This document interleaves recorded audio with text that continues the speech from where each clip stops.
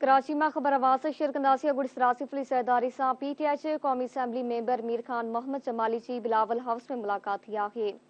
मुलाकात बाबत तवां के आग कई पिया सिफली सरदारी से लसबेला जिले के अहम सियासी शख्सियत वडेरो हसन जामोट में मुलाकात कई।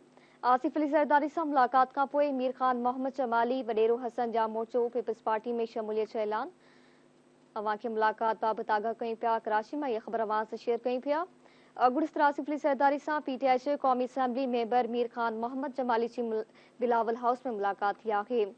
आसिफ अली सरदारी से लसबेले जिले की अहम सियासी शख्सियत वडेरो हसन जामोट में मुलाकात कई। आसिफ अली सरदारी से मुलाकात का पोए मीर खान मोहम्मद जमाली ए वडेरो हसन जामोट जो पीपल्स पार्टी में शमूलियत जो ऐलान किया वियो। तफसील मालकुंदासी चीफ रिपोर्टर कराची शबीर लाशारी का। जी शबीर,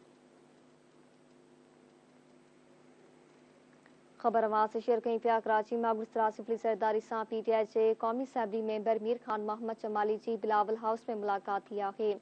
राब्तो बालतु वाहे शबीर लाशारी से। जी शबीर, मुलाकात बाबत आगाह कजो। जी बिल्कुल अगुड़ सदर आसिफ अली जरदारी से PTI कौमी असम्बली के मेंबर मीर खान मोहम्मद जमाली बिलावल हाउस में मुलाकात कई है। अगुड़ सदर आसिफ अली जरदारी से मुलाकात में लसबेले जी अहम सियासी शख्सियत वडेरो हसन जामोट भी मौजूद हो।